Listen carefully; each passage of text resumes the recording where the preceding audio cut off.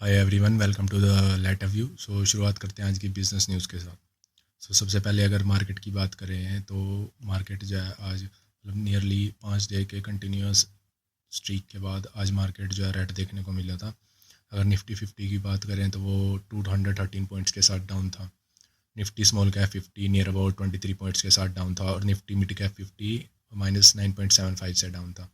और मतलब जो टॉप 4 गेनिंग स्टॉक्स थे उनकी बात करें तो वो थे M&M, मारुति, भारती एयरटेल और भारत इलेक्ट्रिक। और जो टॉप 4 लूजिंग स्टॉक्स थे वो थे Asian paints, Grasim, Adani enterprises और अल्ट्राटेक सीमेंट। और इन्होंने कॉरस्पॉन्डिंग कितना गेन किया है, कितना लॉस किया, that you can see on the screen and this was the data as on 22 August 2025। अब अगली न्यूज़ की बात करें तो वही अगली न्यूज़ है अनिल अंबानी के रिलेटेड। मतलब जब सीबीआई ने अनिल अंबानी के रेजिडेंस पे रेड किया था तो जो मतलब जो चेयरमैन है अनिल अंबानी रिलायंस ग्रुप के, तो उन्होंने जो उनके ऊपर एलिगेशंस थी जो एसबीआई ने एक कंप्लेंट के अंदर लगाई थी, तो उन्होंने उन सब से डिनाई कर दिया है। जो मतलब रिलायंस कम्युनिकेशंस के अगेंस्ट जो एलिगेशंस थी, मतलब उनके स्पोक्स पर्सन का कहना ये था कि भाई ये जो चार्जेस हैं ये 10 साल पहले के हैं, ठीक है। और ये तब लगाए गए थे जब अनिल अंबानी जो है as a non executive director serve कर रहे थे रिलायंस कम्युनिकेशंस में। उनका डेली मैनेजमेंट के अंदर कोई भी रोल नहीं था, ठीक है। और इन्होंने मतलब इस चीज़ को ऑलरेडी मतलब कोर्ट के अंदर चैलेंज कर दिया है। और अनिल अंबानी का कहना ये भी है कि भाई एसबीआई जो है मतलब उन्होंने उनको सिंगल हैंडेडली पॉइंट आउट कर रहा है, जबकि उनके साथ जो है 5 और नॉन एग्जीक्यूटिव डायरेक्टर्स थे जिनके खिलाफ सेम एलिगेशंस थी, बट उनके खिलाफ ये एलिगेशंस को विड्रॉन कर लिया है। बट इन्हें सिलेक्टिवली सिंगल आउट किया जा रहा है, ठीक है। और जो ये रिलायंस कम्युनिकेशंस का मैटर है ये मतलब जुडिशियल स्क्रूनिटी के अंदर है एट एनसीएलटी, सुप्रीम कोर्ट और अदर फोरम्स हो गए 6 साल से, ठीक है।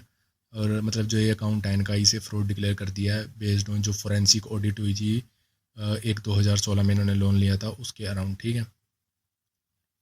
मतलब रिलायंस ग्रुप ने अब एसबीआई को एक्यूज़ किया है मतलब अनफेयरली, मतलब वो एक्स पार्टी ऑर्डर कैसे यूज़ कर सकते हैं उनके खिलाफ विदाउट हियरिंग्स। और जबकि देखा जाए जो सेंट्रल बैंक है उन्होंने विड्रॉ कर लिया है जो उनका फ्रॉड क्लासिफिकेशन था अंबानी का और रिलायंस कम्युनिकेशंस का। और अब अगली न्यूज़ की बात करें तो अगली न्यूज़ है कि भाई जो सेंटर की जो स्कीम है मतलब फंड ऑफ फंड्स यानी FFS, fund of funds for startups, इसके अंदर सेंटर जो है ये 211 करोड़ रुपीस इंजेक्ट करने वाला है इंडियन स्पेस सेक्टर के अंडर, ताकि मतलब जो इंडिया का स्पेस टेक मतलब स्पेस सेक्टर है वो बूस्ट हो सके और इंडिया सेल्फ रिलायंट बन सके, ताकि इंडिया की एक बेटर पोजीशन हो as in global space power. मतलब अगर हम देखें तो अलोंग विद एफएफएस यानी कि fund of funds for startups, इसके साथ मतलब कुछ और स्कीम्स हैं इंडियन गवर्नमेंट की, जैसे कि startup India seed fund scheme जो कि है SISFS and credit guarantee scheme for startups CGSSS, जो कि मतलब एंटरप्रेन्योर्स को सपोर्ट करते हैं डिफरेंट स्टेजेस पे। सो फार अगर हम देखें तो 9,994 करोड़ जो हैं की कमिटमेंट जो है 141 अल्टरनेटिव इन्वेस्टमेंट्स फंड्स को ऑलरेडी दे दी गई हैं, ठीक है।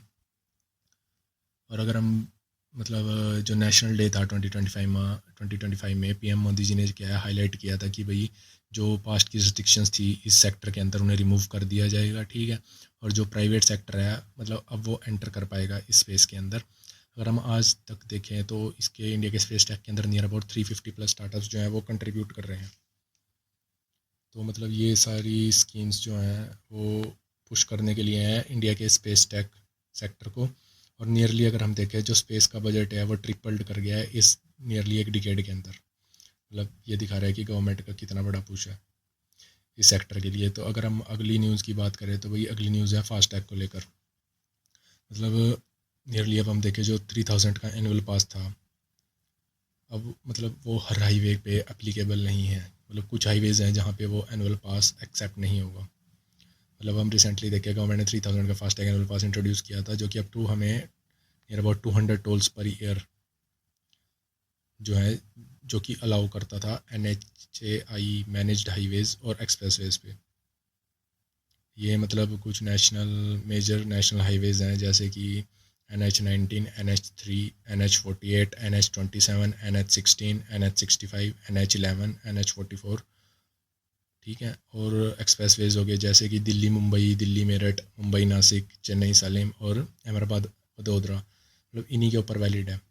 जो ये स्टेट मैनेज्ड हाईवेज़ होते हैं ना, जैसे कि यमुना एक्सप्रेसवे हो गया, पूर्वांचल एक्सप्रेसवे, बुंदेलखंड एक्सप्रेसवे, इनके ऊपर मतलब ये एनुअल पास वैलिड नहीं है, तुम्हें अलग से टोल देना ही पड़ेगा। मतलब अगर हम देखें तो 4 दिन के अंदर ओवरलॉन्ग मतलब 5 लाख के अराउंड पासिस सोल्ड हुए हैं ये। और जो तमिलनाडु है, कर्नाटका हो गया, ठीक है, और हरियाणा हो गया, मतलब ये लीडिंग परचेजर्स थे, क्योंकि हाईएस्ट यूसेज जो है टोल प्लाजास की वो है तमिलनाडु, कर्नाटका और आंध्र प्रदेश के अंदर। अब अगली न्यूज़ की बात करें तो वही अगली न्यूज़ है टिकटॉक को लेकर। मतलब रिसेंटली लोगों का एक क्वेश्चन है जो कि राइज हो रहा है कि क्या वही टिकटॉक इंडिया में वापसी कर रहा है। ऐसा क्यों है? क्योंकि अगर हम फ्राइडे या सैटरडे की बात है कि वही मतलब कुछ टाइम के लिए जो टिकटॉक की वेबसाइट एक्सेस कर पा रहे थे लोग, उसकी जो ऐप है गूगल प्ले स्टोर पे और एप्पल प्ले स्टोर पे मतलब वो एक्सेसिबल हो गई थी कुछ टाइम के लिए। तो इसलिए मतलब लोग कह रहे हैं कि भी टिकटॉक शायद इंडिया में वापस आ रहा है। लेकिन देखा जाए टिकटॉक जो है जून 2020 में बैन हुआ था along with 58 other Chinese apps, मतलब डाटा प्राइवेसी कंसर्न्स को लेके और नेशनल सिक्योरिटी को लेके। मतलब जो ये एक्सेसिबल हुआ था इसकी वजह से लोगों को ये लगने लगा है कि भी टिकटॉक इंडिया में वापस आ रहा है, जबकि गवर्नमेंट ने ऑर्डर क्लैरिफाई कर दिया है कि भाई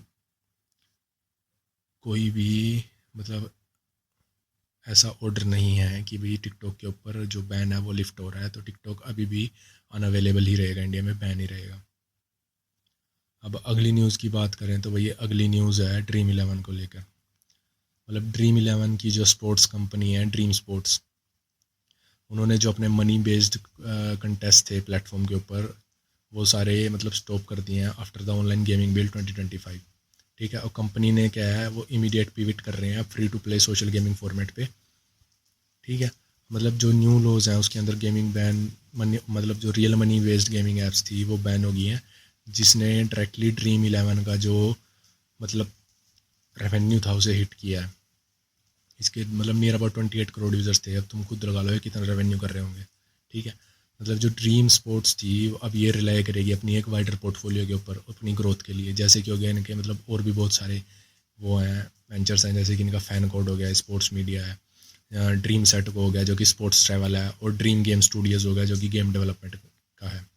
ठीक है, और मतलब एक फेयरवेल नोट के तौर पे फैंटेसी गेमिंग के अंदर ड्रीम स्पोर्ट्स ने क्या किया, अपने ये सारे यूज़र्स को थैंक यू कहा कि भी तुमने यूज़ किया, ये है वो है। ठीक है, और अब उनका कहना ये है कि भी वो अपनी सेकंड इनिंग्स की तरफ देख रहे हैं। मतलब अब वो स्पोर्ट्स टेक्नोलॉजी के अंदर ब्रॉडर स्पोर्ट्स टेक्नोलॉजी कंपनी की तरह काम करेंगे जो कि सपोर्ट करेंगे इंडियन सपोर्टिंग इकोसिस्टम को।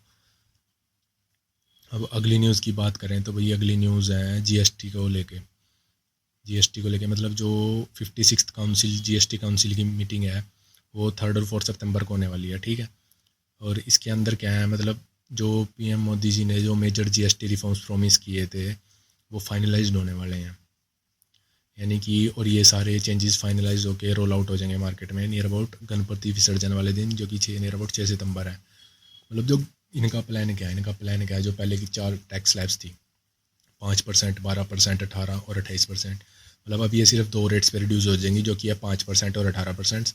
जो 12 और 28 है उसे स्क्रैप डाउन कर रहे हैं। ठीक है, मतलब इस रिफॉर्म के अंडर इनका बेसिकली एक ही मकसद है कि भाई जो डे टू डे आइटम्स हैं वो उनको वो मतलब वो चीपर हो जाएं, कंप्लायंस की ईज़ हो जाए, ताकि इससे जो एमएसएमईज़ हैं, मिडिल क्लास फार्मर्स और स्मॉल बिजनेसेस, इनको बेनिफिट हो और इकोनॉमी बूस्ट हो, क्यों तब लोग ज़्यादा स्पेंड करेंगे।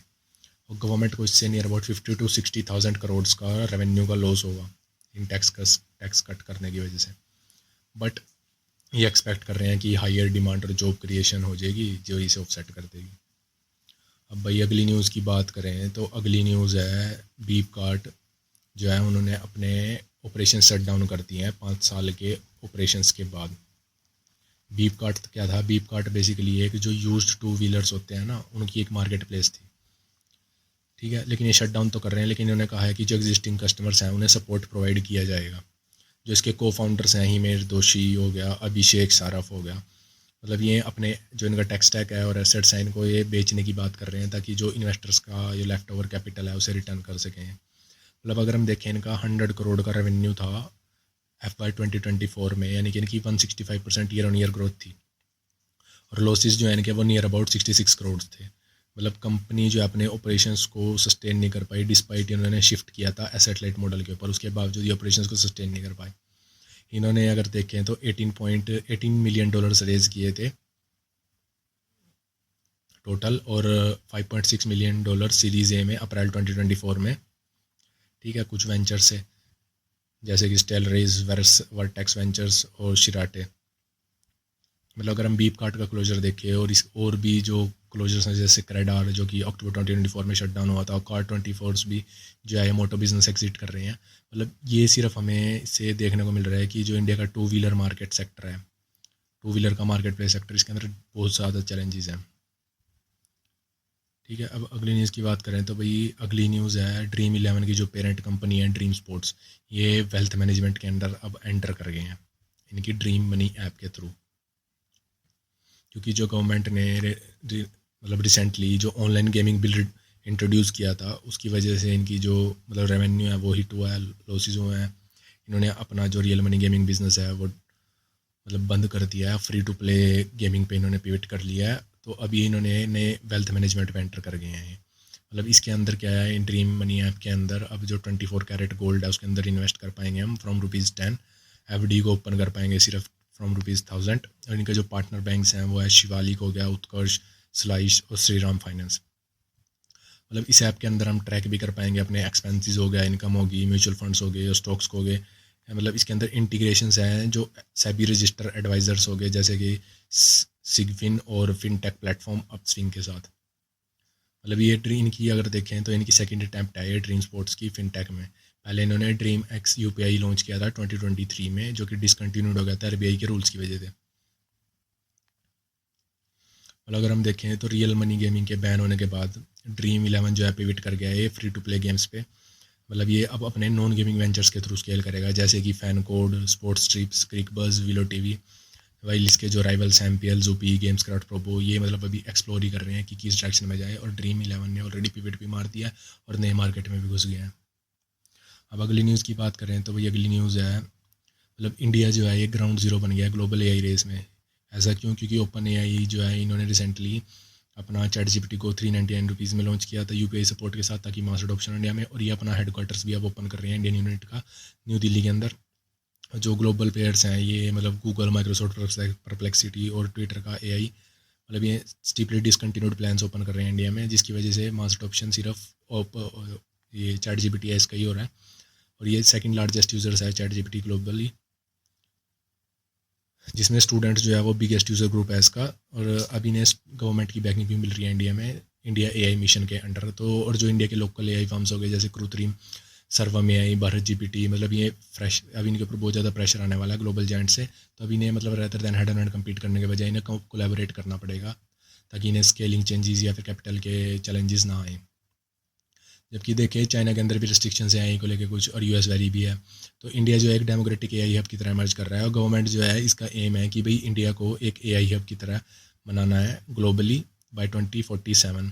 इसके इंफ्रास्ट्रक्चर हो गया, डेमोग्राफिक्स हो गया और पॉलिसी सपोर्ट को लेवरेज करके। अब अगली न्यूज़ की बात करें तो भाई अगली न्यूज़ है रिसेंटली अभी मतलब उबर के सीईओ जो है उन्होंने निखिल कामत के साथ इंटरव्यू किया था। मतलब उन्होंने उसमें एक ऐसी बात बोली है, मतलब उन्होंने अपना डायरेक्ट कंपटीटर ओला को ना मान के अब रैपिडो को बोला है। मतलब उन्होंने ये बताया कि कैसे कंपटीशन शिफ्ट हो रहा है मार्केट में। मतलब रैपिडो जो कि करंट बहुत ज़्यादा रैपिडली ग्रो कर रहे हैं, इनका 20% मार्केट शेयर है 4 व्हीलर्स के अंदर, कंपेयर टू ओला का 30% है और ऊबर का 50%। और ये रैपिडो जो है बहुत ज़्यादा अग्रेसिवली अपनी सर्विसेज को एक्सपेंड कर रहे हैं। इसके स्टार्टअप्स की जो ग्रोस वैल्यू है वो $1.25 बिलियन की होगी है फाइनेंशियल ईयर 2025 में, मतलब डबल हो गई है प्रीवियस ईयर से। बट इनके लॉसेस भी बहुत ज़्यादा हो गए हैं। और रैपिडो ने रिसेंटली अपनी बाइक सर्विसेज को भी रिज्यूम कर लिया बेंगलुरु में एक कोर्ट इंटरवेंशन के बाद। ठीक है, और इन्होंने ओनली भी लॉन्च किया जो कि इनकी एक फूड डिलीवरी सर्विस ऐप है, ताकि ये स्विगी और जोमेटो को चैलेंज कर सके एट लोअर प्राइसेस। ठीक है, thank you, that's set for today. अगर आज मतलब तुम्हें डेली ऐसी बिजनेस न्यूज़ देखनी है तो इस चैनल को लेटर व्यू को सब्सक्राइब कर लो डेली। अगर वीडियो पसंद आई हो तो भाई लाइक भी कर देना, शेयर कर देना और कमेंट कर देना। So that's set for today, thank you, कल मिलते हैं।